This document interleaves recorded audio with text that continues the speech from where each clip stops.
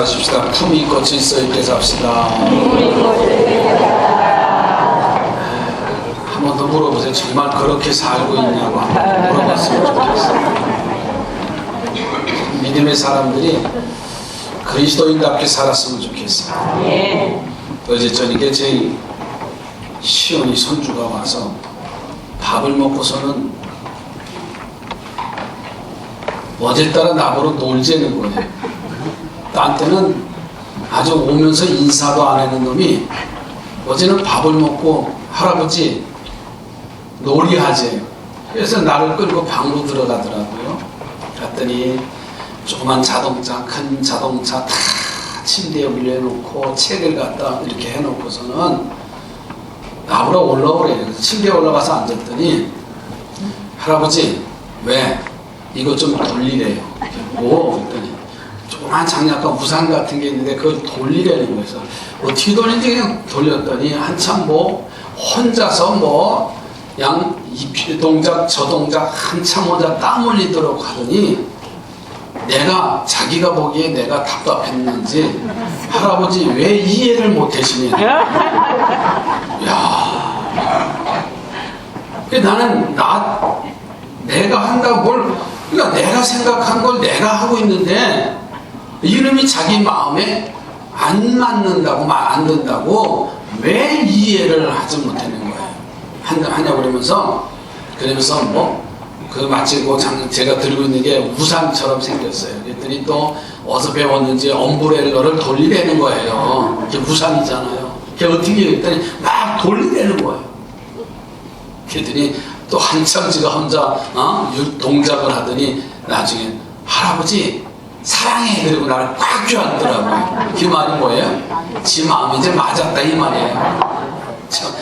맞지 않으면 이해 아니 5살 이제 갔던 놈이 지 헬비 보고서는 왜 이해를 못하느냐고.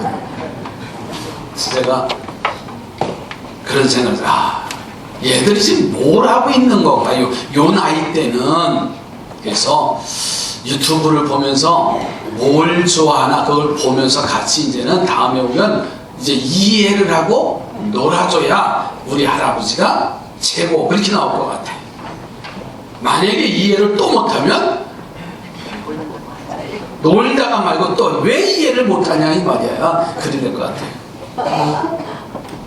시장에서 장사하는 사람들의 말을 들어보면요, 손님들이 가게에 들어왔다가 그냥 나가는 경우는 아마 한 2가지 정도일 겁니다. 이 물건 저 물건 손님이 들어와서 만지작 거리다가 입어봤다가 벗어났다가 그러면서 사지 않고 나가는 이유는 크게 2가지입니다. 아마 물건이 마음에 들지 않거나 그 물건이 자기가 생각한 것 이상의 비싸거나, 그죠? 비싸든가 마음에 안 들면 그 가게를 나올 수밖에 없어. 어떤 젊은이가 교제하던 여자와 결혼하기 위해서 부모님에게 소개하고 허락받기를 3년이나 걸렸대요.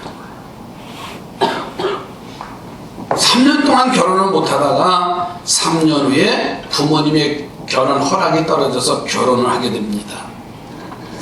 아들의 결혼을 3년 동안 반대한 이유는 여러분이 답하세요. 아들놈이 마음에 안 들어요? 며느리 될 그 아가씨가 마음에 안 들어요? 아들은 다 내 마음에 들어. 근데 새로 들어오는 오려고 하는 그 며느리감이 마음에 안 들기 때문에 반대하는 거예요. 마음에 드는 사람을 며느리 삼고 싶고 마음에 드는 사람을 사위 삼고 싶고 아주 아닌 척 하시고 그렇잖아요.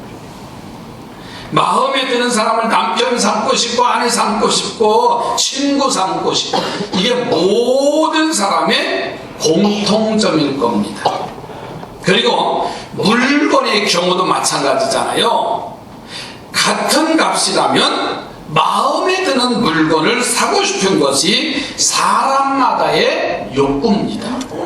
이처럼 성경은 하나님도 당시에 마음에 드는 사람을 사용하셨습니다. 아멘. 아멘도 안 했으면 그러실 거예요. 왜 이해를 못하냐? 그 얘기 하실 거예요. 마음에 닿는 사람은요, 큰 일을 맡기셔요. 아멘. 우리는 그 대표적인 예를 들자면 이스라엘의 첫 번째 왕이었던 사울왕과 2대 왕이었던 다윗왕을 들어서 예를 들어볼 수가 있습니다. 한마디로 사울왕은 하나님의 마음에 맞지 않았어요. 마음에 들지를 않아요. 그런데 다윗왕은 하나님 마음에 드는, 마음에 맞는 사람이었어요.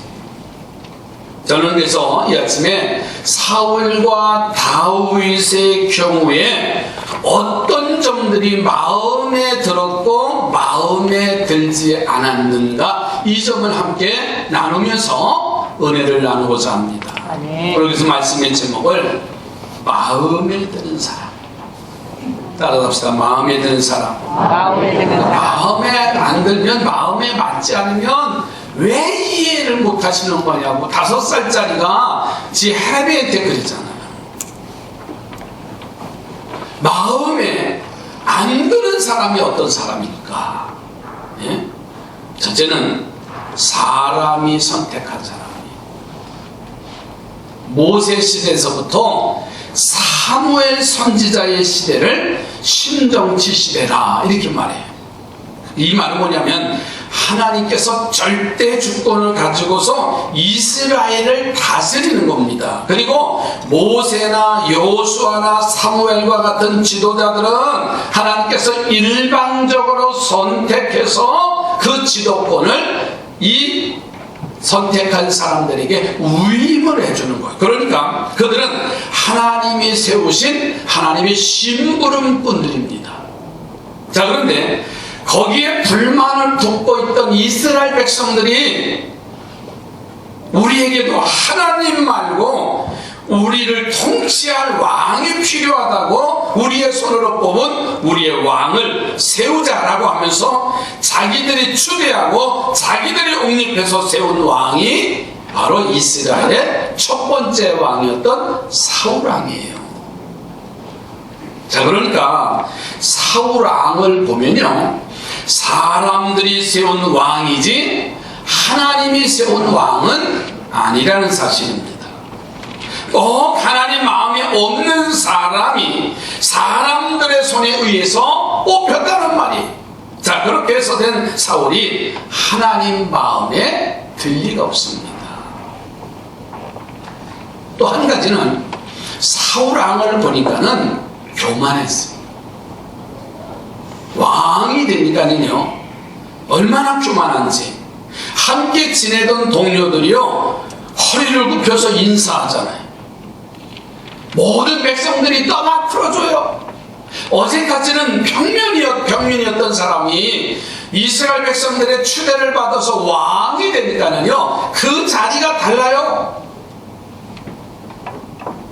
거하는 왕궁, 먹는 음식, 입는 옷, 말투도 달라요.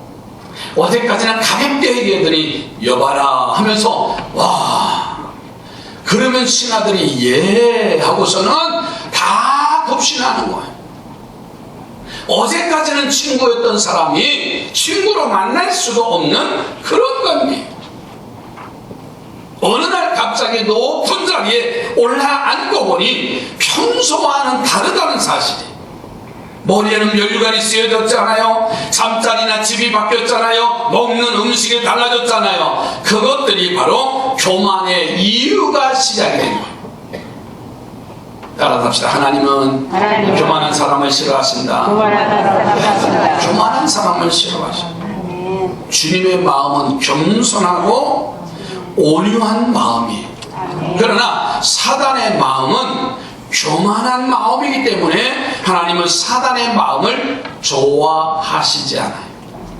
그런데 사울왕은 백성들의 떠받침을 받아서 왕의 자리에 올랐다 할지라도 겸손하면 되는데 시간이 가면 갈수록 왕의 자리에 있어서 교만하기 시작합니다. 나중에는요, 제사장이 예배할 자리를, 제사할 자리를 제사장이 더디운다고 왕이 제사를 집전하는 교만의 극치가 나타나는 것을 볼 수가 있습니다. 또 하나님 마음에 맞지 않는 사람, 이 사울 왕의 모습을 보니까요, 따라합시다. 거짓말을 잘한다. 여러분, 사울은요, 돈에 대한 욕심이 대단했어요. 전쟁터에 나가서 싸워서 이기고 전리품으로 거둬들인 것을요, 일부는 좋은 것을 다 착복해 빼돌려요. 부정축제를 해. 그러니까 정권에 욕심이 생기고 자신의 정권을 연장하려고 하는 마음이 대단합니다. 그는 권세와 힘이 하나님의 것이라는 사실을 알지도 못했어요. 인간의 수단과 인간의 방법으로만 정권을 연장할 수 있다고 생각하는 거가 멸망의 징조가 되어져 버렸어요. 그러니까 사울이요, 인기가 없는 자신의 정권을 유지하기 위해서 당시 인기가 올라가는 다윗을 죽이려고 하잖아. 백성들 사이에서는 사울은 천천히요, 다윗은 만만히로다. 온 나라에 다윗의 인기가 대단해졌어요. 그러나 사울 왕은요, 이미 인기가 추락한 것을 볼 수가 있습니다. 그래서 다윗 왕을 제거하려고 혈언이 되어져요. 여러분, 욕심이라는 것은요, 이 말이에요. 자기 분수에 넘는 것을 요구하거나 소유하려는 것이다. 시타전 방송에서 그거죠. 다시 말합니다. 자기 분수에 넘는 것을 요구하거나 소유하려고 하는 게 욕심이라는 거예요. 욕심이라는 걸 잘 이해하셔야 돼요. 그래서 야고보 사도는 야고보서 3장 15절에 욕심이 잉태한 즉 죄를 낳고 죄가 장성한 즉 사망을 낳느니라 그랬어요. 사울은 자신의 지나친 욕심 때문에 결국은 하나님의 버림을 받고 말아요. 출발부터, 사울 왕의 출발부터 사실은 하나님 마음에 맞지 않았어. 하나님 마음에 맞아도 버릴까 말까 할 텐데, 백성들이 세운 사울, 그는 준수했다고 했어요. 백성들의 마음에, 야, 이 사람이면 우리의 지도자가 될 것 같다고 해서 다 뽑아서 이스라엘의 왕으로 세웠잖아요. 그런데 하는 것마다 마음에 들질 않아요. 그러니까 출발부터 하나님의 마음에 들지 않았던 사울왕은 그의 통치 기간 동안 내내 하나님의 마음에 들을 리가 없잖아요. 마침내 사울왕의 모든 것을 내려놓을 수밖에 없는 상황이 와요. 그것이 바로 마음에 안 드는 사람들의 모습이에요. 자, 그러면 두 번째로 마음에 드는 사람, 마음에 맞는 사람은 어떤 사람인가? 바로 다윗 왕의 이야기를 하죠. 오늘 본문의 21절 한번 보세요. 그 후에 그들이 왕을 구하거늘 하나님이 베냐민 지파 사람 기스의 아들 사울을 40년간 주셨다가 폐하시고 22절 말씀에 보면 다윗을 왕으로 세우시고 증언하여 이르시되 내가 이새의 아들 다윗을 만나니 내 마음에 맞는 사람이다. 내 뜻을 다 이루리라 그랬습니다. 여기서 말하는 마음에 맞는 사람이라는 것은요, 마음에 든다는 뜻이에요. 다시 말하면 하나님의 마음과 다윗의 마음을 합해도 부작용이 생기지 않는다는 거예요. 여러분, 하나님의 마음에 맞는 사람이라고 한다면 얼마나 축복된 사람이겠어. 아니 아이하고 놀다가 마음에 맞지 아니하는 마음에 자기 안 들으니까는 뭐라고 했다고요? 할아버지 왜 이해를 하지 못하냐는 거예요. 아주 못된 놈이야 그놈. 아이하고 놀 때도 그런데 사람과 사람이 만났을 때도 마음이 들어야지. 아멘. 마음에 맞아야지. 아멘. 서로 믿음의 형제들이 모여서 하나가 되어지고 하나의 공동체가 되어야 온전한 힘을 나타낼 수가 있잖아요. 아멘. 여러분 사분오열되는 걸 보세요. 얼마나 안타까운 모습이에요.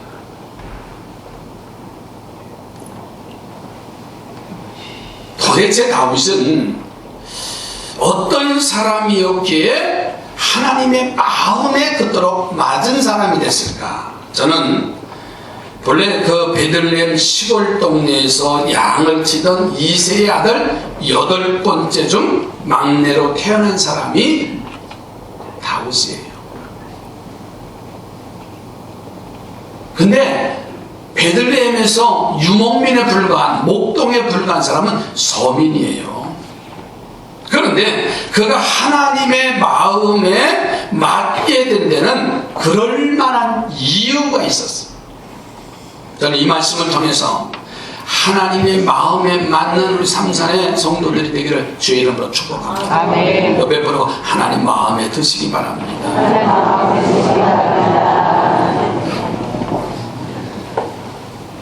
자, 마음에 맞으면요 여행길에도 행복해요. 아멘. 같이 마음이 안 맞고요 여행을 가보세요.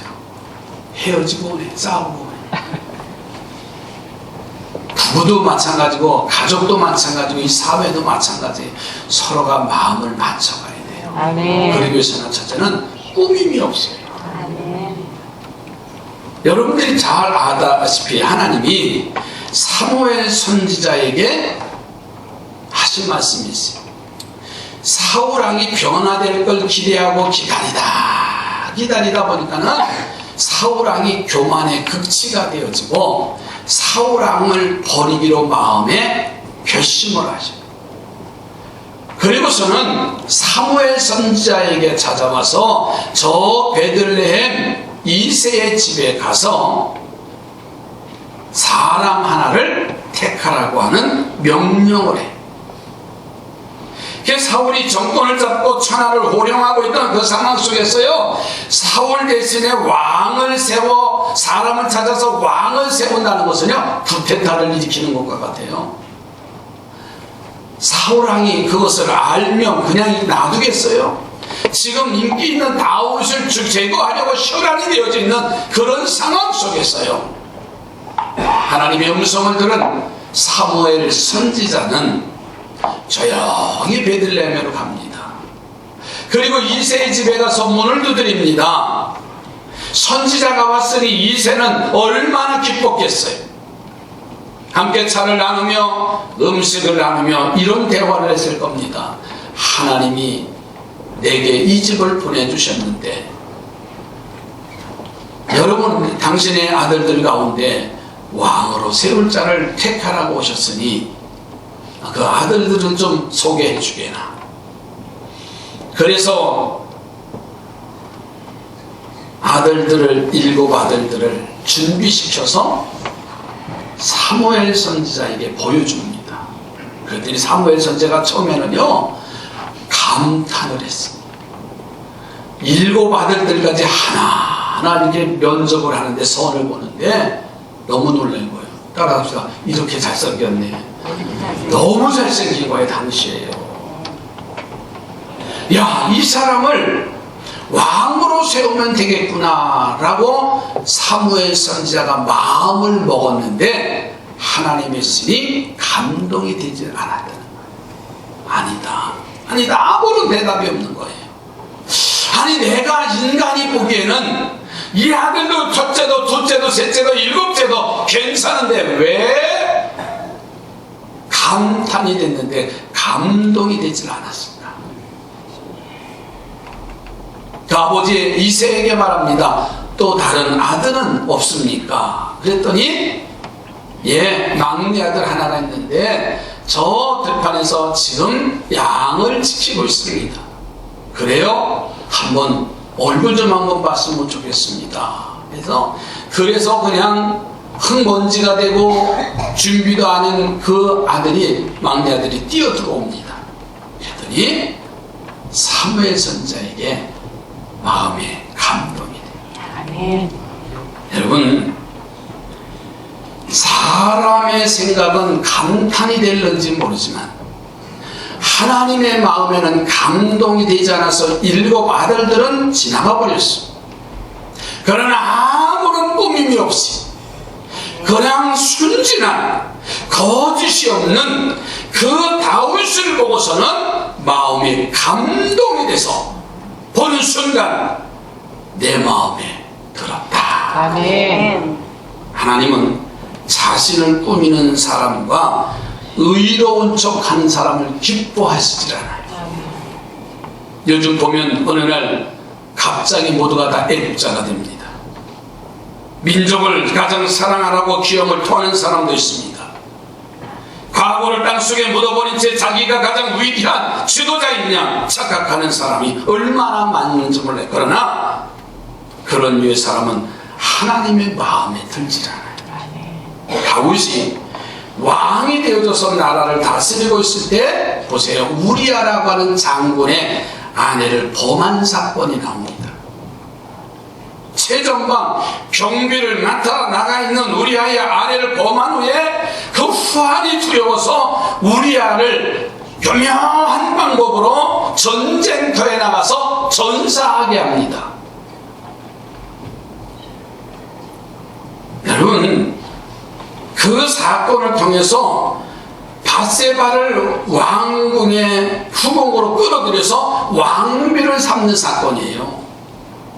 자, 그 누구도 이러한 처사를 탓할 수도 없어요. 왜냐하면 비밀에 취해진 행동이었기 때문에 그 누구도 그 흑막을 알 수가 없는 거예요. 백성들이 안다면 아마 이렇게 생각했을 거예요. 야, 저 전쟁 최전방에 나가 있는 우리아가 전사되어지니까는 불쌍해서 이 우리아의 아내 밧세바를 왕궁으로 왕비로 끌어들였을 것이다. 아마 이 정도는 생각했을 거예요. 그러나 그 흑막을 사람들은 알 수 없으나 하나님은 정확히 알고 계세요.